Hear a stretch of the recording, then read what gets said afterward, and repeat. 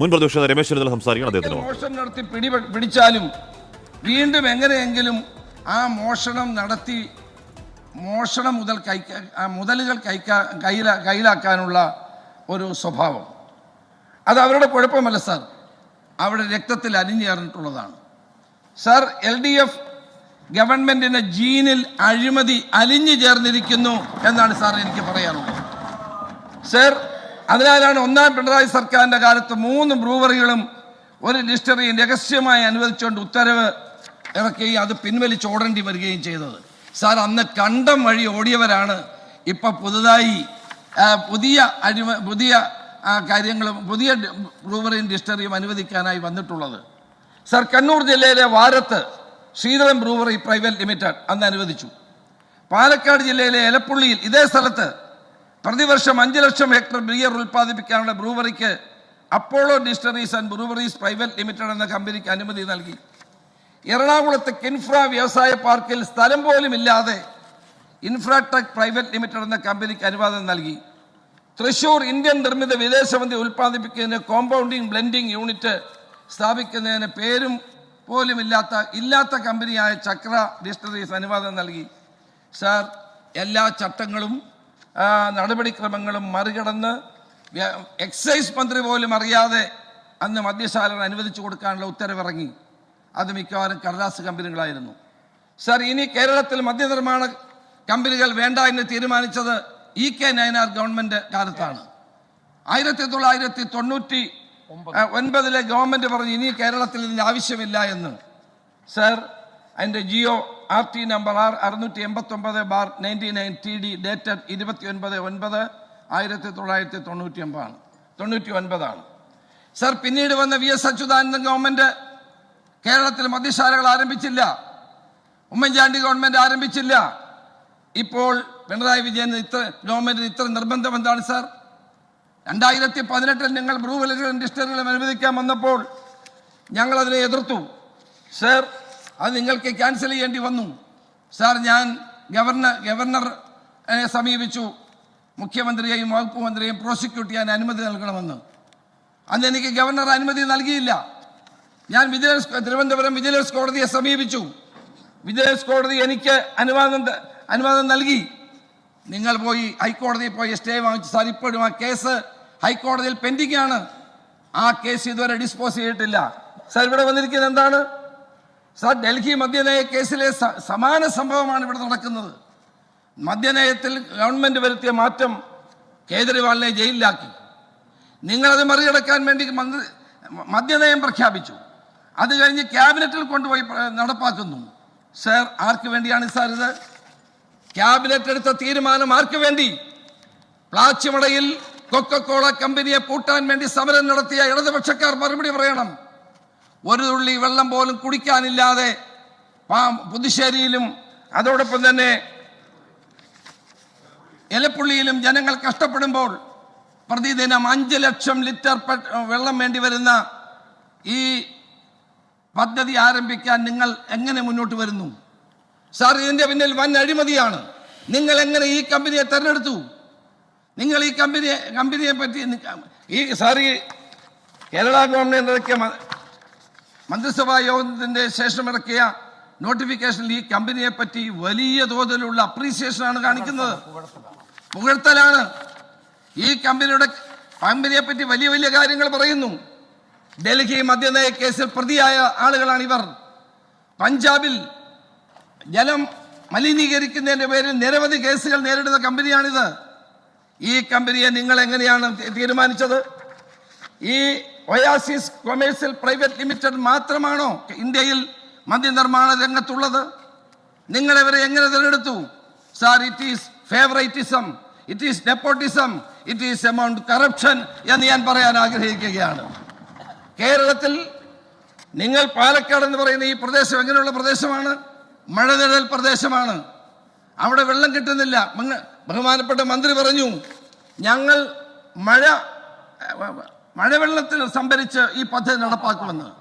Sir, മഴനിഴൽ പ്രദേശത്ത് എത്ര മഴ കിട്ടും സാർ? നിങ്ങൾ ശാസ്ത്രീയമായ പഠനം നടത്തിയിട്ടുണ്ടോ? ഈ കമ്പനിയെ നിങ്ങൾ എങ്ങനെ തിരഞ്ഞെടുത്തു? ടെൻഡർ വിളിച്ചിട്ടുണ്ടോ? ഇതല്ലാതെ വേറെ കമ്പനികളുണ്ടോ എന്ന് പരിശോധിച്ചിട്ടുണ്ടോ? അപ്പോൾ നിങ്ങൾ ഒരാൾക്ക് കൊടുക്കാൻ മനഃപൂർവ്വമായി ആഗ്രഹിച്ച് താല്പര്യമെടുത്ത് ഇവിടെ ഈ കമ്പനിക്ക് വേണ്ടി ബ്രൂവറിയും ഡിസ്റ്ററിയും എത്തനോളും ഉണ്ടാക്കാനുള്ള അനുവാദം നിങ്ങൾ കൊടുത്തു. നിങ്ങൾ മലബാർ ഡിസ്റ്ററീസ് ഉണ്ടല്ലോ, സംസ്ഥാന ഗവൺമെന്റ് പദ്ധതി കമ്പനിയല്ലേ, അവർക്ക് നിങ്ങൾ ഏതെങ്കിലും തരത്തിലുള്ള അനുവാദം കൊടുത്തോ? കേരളത്തിൽ ഉൽപ്പാദിപ്പിക്കുന്ന മദ്യം കേരളത്തിൽ തന്നെ, ഉദാഹരണം ജവാൻ എന്ന് പറയുന്ന മദ്യത്തിന് ഇപ്പോൾ വെള്ളം കൊടുക്കുന്നില്ല, വെള്ളമില്ലെന്നാണ് പറയുന്നത്. അത് മലബാർ ഡിസ്റ്ററീസ് ആണ്. ഇപ്പം അവർക്ക് എന്തുകൊണ്ട് നിങ്ങൾ അനുവാദം വെള്ളം കൊടുക്കുന്നില്ല? കെൻഫ്രയിലെ വ്യവസായങ്ങൾക്ക് വെള്ളം കൊടുക്കുന്നില്ല, വ്യവസായങ്ങൾക്ക് പ്രവർത്തിക്കാൻ കഴിയുന്നില്ല, ജനങ്ങൾക്ക് കൂടി വെള്ളം കിട്ടുന്നില്ല. അവിടെയാണ് ബഹുമാനപ്പെട്ട മുഖ്യമന്ത്രി അങ്ങ് ഈ കമ്പനിക്ക് അനുവാദം കൊടുത്തിരിക്കുന്നത്. ഇത് നഗ്നമായ അഴിമതിയാണ്, കൊള്ളയാണ് എന്ന് പറയേണ്ടി വരുന്നു. മാർക്സിസ്റ്റ് പാർട്ടിക്ക് എന്നും എക്സൈസ് വകുപ്പ് ഒരു കർവപ്പശുവാണ്. അതുകൊണ്ട് തന്നെയാണ് ഈ പദ്ധതി നിങ്ങൾ നടപ്പാക്കാൻ ആഗ്രഹിക്കുന്നത്. ഇതിനെ നിങ്ങൾ ഏതെങ്കിലും ശാസ്ത്രീയമായ പഠനം നടത്തിയോ? നിങ്ങൾ ഏതെങ്കിലും തരത്തിൽ അന്വേഷണം നടത്തിയോ? നിങ്ങൾ അവിടുത്തെ പഞ്ചായത്തിനോട് ചോദിച്ചോ? പഞ്ചായത്ത് കമ്മിറ്റി ഈ പദ്ധതി പിൻവലിക്കണമെന്ന് ആവശ്യപ്പെട്ടുകൊണ്ട് പ്രമേയം പാസ്സാക്കിയിരിക്കുന്നു. അവിടുത്തെ പൊതുസമൂഹം പറയുന്നു, സാർ ഈ മന്ത്രിസഭ ഒരു മന്ത്രി ഉണ്ടല്ലോ സാർ, കൃഷ്ണൻകുട്ടി, അദ്ദേഹത്തിന് മണ്ഡലത്തിന് തൊട്ടടുത്താണ്.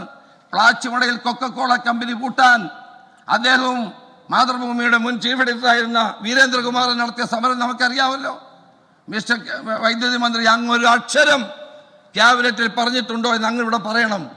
അവിടുത്തെ ജനങ്ങൾ അനുഭവിക്കുന്ന പ്രയാസങ്ങളും ബുദ്ധിമുട്ടുകളും കണക്കിലെടുത്തുകൊണ്ട് അങ്ങൊരു വാചകം പറഞ്ഞോ? ആർക്ക് വേണ്ടിയാണ് ഈ പദ്ധതി? കേരളത്തിന് വേണ്ടിയാണോ? സാർ, ഇന്നലെ MV ഗോവിന്ദന്റെ ഒരു പ്രസ്താവനയുണ്ട്. കേരളത്തിൽ സ്പിരിറ്റ് ഉൽപ്പാദിപ്പിച്ചാൽ മറ്റ് സംസ്ഥാനങ്ങളിലെ ചിലരുടെ കച്ചവടം പൂട്ടും, എതിർക്കുന്നവർക്ക് അത്തരക്കാരുടെ പിന്തുണ ഉണ്ടാകുമെന്നും, പക്ഷേ തെളിവില്ലാത്തതിനാൽ ഞാൻ ഇപ്പോൾ ഇതൊന്നും ഉന്നയിക്കുന്നില്ല എന്നാണ് അദ്ദേഹം പറഞ്ഞത്. MV ഗോവിന്ദൻ ഉണ്ടയില്ലാത്ത വെടികളാണ് ചെയ്തുകൊണ്ടിരിക്കുന്നത്. അദ്ദേഹത്തിന് കൈ തെളിവില്ല. ഇന്നലെ ചിത്രഞ്ജൻ പറഞ്ഞു, അന്യ സംസ്ഥാനത്തെ സ്പിരിറ്റ് ലോബിക്ക് വേണ്ടിയാണ് ഞങ്ങൾ ഇത് പറയുന്നത്. സാർ, ഞങ്ങൾ പറയുന്നത് പാലക്കാട്ടെ പാവപ്പെട്ട ജനങ്ങൾക്ക് കുടിവെള്ളം കിട്ടാൻ വേണ്ടിയാണ്. കുടിക്കാൻ ഒരു തുള്ളി വെള്ളമില്ലാതെ കഷ്ടപ്പെടുന്ന പാവങ്ങൾക്ക് വേണ്ടിയാണ്. സാർ, MV ഗോവിന്ദൻ പറഞ്ഞു തെളിവില്ല, അതുകൊണ്ട് ഞാൻ പറയുന്നില്ല. MV ഗോവിന്ദന് കിട്ടാത്ത തെളിവ് ചിത്രഞ്ജൻ എങ്ങനെ കിട്ടിയെന്ന് എനിക്കറിയില്ല. സാർ, ഇവിടെ ഈ മന്ത്രിസഭാ തീരുമാനം പിൻവലിക്കണം. കേരളത്തിലെ ജനങ്ങൾക്ക് ആവശ്യമില്ലാത്തൊരു പദ്ധതിയാണ്. കേരളത്തെ മദ്യത്തിൽ മുക്കിക്കൊല്ലാനുള്ള നടപടിയാണ്. ഒരു കാരണവശാലും ഇത് അംഗീകരിച്ചു കൊടുക്കാൻ കഴിയില്ല. സാർ, അതുപോലെ തന്നെയാണ് സാർ ഇന്ന് PP കിറ്റുമായി ബന്ധപ്പെട്ട കാര്യം. PP കിറ്റ് അഴിമതി ഇന്ന് CNDAG റിപ്പോർട്ടിലൂടെ പുറത്തു വന്നിരിക്കുന്നു. സാർ, ഞാൻ പ്രതിപക്ഷ നേതാവായിരുന്ന സമയത്ത് അന്ന് ഇത് ഉന്നയിച്ചതാണ്. 450 രൂപയ്ക്ക് കിട്ടിക്കൊണ്ടിരുന്ന കിറ്റ് 10,000 എണ്ണം വാങ്ങിയ ശേഷം നിങ്ങൾ നിർത്തലാക്കി 1,500 രൂപയ്ക്ക് നിങ്ങൾ വാങ്ങാൻ തീരുമാനിച്ചു. ഇത് കൊള്ളയല്ലെങ്കിൽ മറ്റെന്താണ് സാർ? കോവിഡിന്റെ പേരിൽ നിങ്ങൾ നടത്തിയ നഗ്നമായ ഒരു അഴിമതിയാണിത്. സാർ, പുരകത്തുമ്പോൾ വാഴ വെട്ടുകയായിരുന്നു സാർ നിങ്ങൾ ചെയ്തത്. ദുരന്തത്തെ വിറ്റ് കാശാക്കാൻ നിങ്ങൾ ശ്രമിക്കുകയായിരുന്നു. PP കിറ്റ് അഴിമതി മുഖ്യമന്ത്രി അറിഞ്ഞു. ശൈലജ ടീച്ചർ എപ്പോൾ പറഞ്ഞാലും പറയുന്നു മുഖ്യമന്ത്രി അറിഞ്ഞിട്ടാണെന്ന് പറയുന്നു. സാർ, മുഖ്യമന്ത്രി അറിഞ്ഞാൽ ഈ അഴിമതി ചെയ്യാമോ? അന്നത്തെ ആരോഗ്യമന്ത്രി പറയുന്നത് മുഖ്യമന്ത്രി പറഞ്ഞിട്ടാണ് ചെയ്തത്. മുഖ്യമന്ത്രി മറുപടി പറയട്ടെ. സാർ, അന്നത്തെ സാഹചര്യത്തിൽ ഞങ്ങൾ അങ്ങേ പോലെ ഒരു സീനിയർ ആളുടെ സമയമായി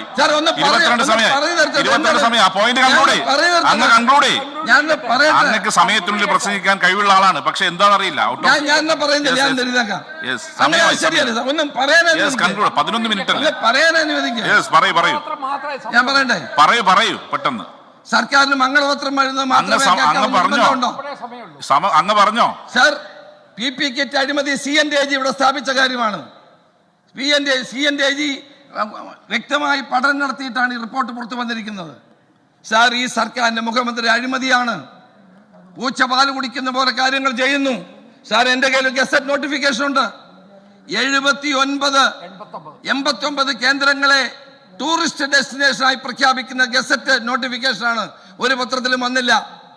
എന്തിനാണെന്ന് അറിയാമോ സാർ? വൈനും ബിയറും യൂണിറ്റുകൾ ആരംഭിക്കാൻ വേണ്ടിയാണ് ഇത് ചെയ്തിരിക്കുന്നത്. 79 സ്ഥലം. അങ്ങ് എഴുതി തന്നതിലൊന്നുമില്ല.